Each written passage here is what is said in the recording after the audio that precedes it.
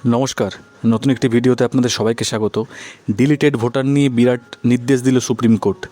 কী নির্দেশ দেওয়া হয়েছে আজকের এই ব্রেকিং নিউজে আমরা আজকে জেনে নেব। তো চলুন দেখে নেওয়া যাক কি বলা হচ্ছে। ভোটের দুদিন আগেও ট্রাইব্যুনাল ছাড়পত্র দিলে ভোট দেওয়া যাবে। বাতিল ভোটারদের নিয়ে রায় সুপ্রিম কোর্ট নতুন একটা রায় দিয়েছে। সেখানে বলা হচ্ছে ট্রাইব্যুনালে আবেদন করার পর ট্রাইব্যুনাল যদি ছাড় দেয় এবং সেটা ভোটের দুদিন আগে হলেও সেই ব্যক্তিরা ভোট দিতে পারবেন। অর্থাৎ যেই ব্যক্তিদের নাম বাদ গেছিল, যারা আবেদন করেছিলেন ট্রাইব্যুনাল কাজ শুরু করে দিয়েছে, তারা যদি অ্যাপ্রুভ করেন সেই নামগুলো ভোটের দুদিন আগে পাবলিশ হলেও সেই ব্যক্তিরা ভোট দিতে পারবেন। তো চলুন খবরের পুরোটা আমরা দেখে নিই। খবরটা প্রকাশিত হয়েছে আনন্দবাজার পক্ষ থেকে। কি বলা হচ্ছে সেই খবরে? নির্বাচনের দুদিন আগে পর্যন্ত ট্রাইব্যুনাল যে বিচারাধীন ভোটারদের আবেদনের নিষ্পত্তি করে নাম তালিকায় তোলার ছাড়পত্র দেবে, তারা ভোট দিতে পারবেন, এমনটাই জানালো সুপ্রিম কোর্ট। সংবিধানের 142 অনুচ্ছেদ প্রয়োগ করে এসআইআর মামলায় এই রায় দিয়েছে শীর্ষ আদালত। 142 বিশেষ ক্ষমতা প্রদান করে সুপ্রিম কোর্টকে। সেই অনুচ্ছেদ প্রয়োগ করে সুপ্রিম কোর্ট কিন্তু এই রায় দিয়েছে। সেখানে কি বলা হয়েছে? সেখানে বলা হচ্ছে ট্রাইব্যুনাল যাদের ছাড়পত্র দেবে তারা ভোট দিতে পারবেন। অতএব যারা আবেদন করে দিয়েছেন, এর মধ্যে যদি তাদের আবেদনের নিষ্পত্তি হয়ে যায়, তাদেরকে ভোট দেওয়ার সুযোগ করে দেওয়া হবে। আগে বলা হয়েছিল যে ট্রাইব্যুনালে আবেদন করলেই যে সুযোগ পাবে বা অ্যাপ্রুভ হলে যে তারা ভোট দিতে পারবেন, এমনটা নয়। কিন্তু সুপ্রিম কোর্ট বলে দিয়েছেন তারা ভোট দিতে পারবেন। আরও কি বলা হচ্ছে? রাজ্যে 23শে এপ্রিল প্রথম দফার ভোট, 29শে এপ্রিল দ্বিতীয় দফার ভোট। সুপ্রিম কোর্ট জানিয়েছে প্রথম দফার ভোটে রাজ্যের 152টি কেন্দ্রে যে বিচারাধীন ভোটারদের নাম বাদ গেছে, তাদের মধ্যে যাদের আবেদন নিষ্পত্তি করে 21শে এপ্রিল পর্যন্ত ছাড়পত্র দেবে ট্রাইব্যুনাল, তারা ভোট দিতে পারবেন। অর্থাৎ 21শে এপ্রিলের মধ্যেও নিশ্চয়ই আবার লিস্ট বেরোবে। এই লিস্টে যাদের নাম থাকবে তারা কিন্তু এবার ভোট দিতে পারবেন। দ্বিতীয় দফার ক্ষেত্রে এই সময়সীমা হবে 27শে এপ্রিল, কারণ 29শে এপ্রিল ভোট। দুদিন আগে পর্যন্ত যদি লিস্ট বের হয়, সেই লিস্ট অনুযায়ী তারা ভোট দিতে পারবেন। ট্রাইব্যুনাল নিষ্পত্তি করে ছাড়পত্র দিলে ওই ব্যক্তিরা ভোট দিতে পারবেন। অর্থাৎ ডিলিটের সমস্ত ভোটাররা যে ভোট দিতে পারবেন না তা কিন্তু নয়। ট্রাইব্যুনাল অ্যাপ্রুভ করে দিলেই তারা ভোট দিতে পারবেন।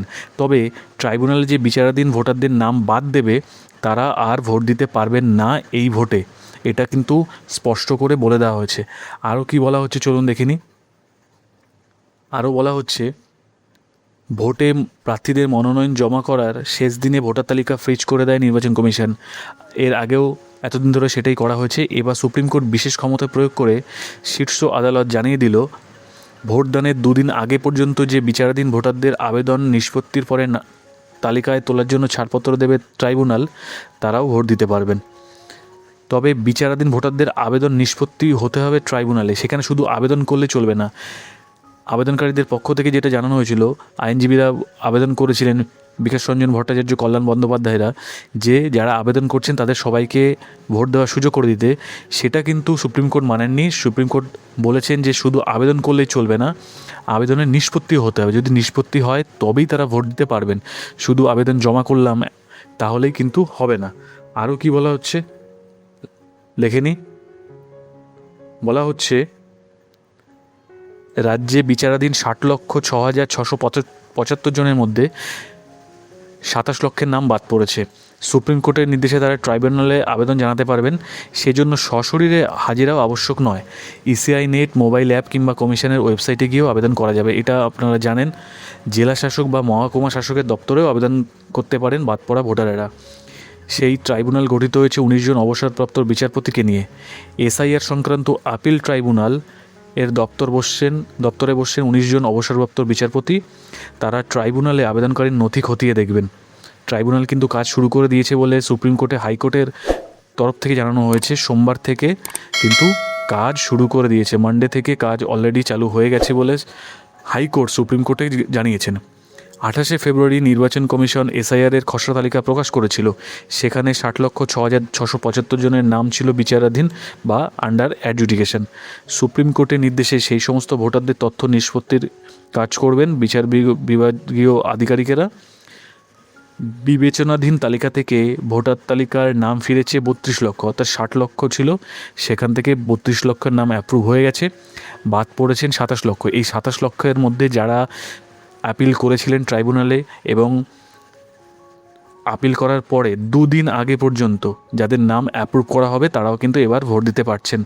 এই আশার আলো সুপ্রিম কোর্ট শুনিয়েছেন। এখন দেখা যাক ট্রাইব্যুনাল কত জলদি এই কাজগুলো কমপ্লিট করতে পারে, সেই দিকে আমাদের নজর থাকবে। এরপরে যদি কোনো আপডেট থাকে আমরা আপনাদেরকে জানিয়ে দেব। দেখুন এখানে বিভিন্ন দলের তরফ থেকে উচ্ছ্বাস প্রকাশ করা হয়েছে, সিএম পর্যন্ত উচ্ছ্বাস প্রকাশ করেছেন সুপ্রিম কোর্টের রায়টা তো আপনাদেরকে বলে শোনালাম। তো এই ছিল আজকের আপডেট।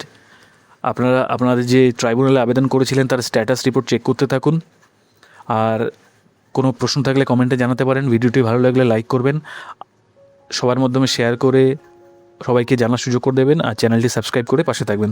ধন্যবাদ।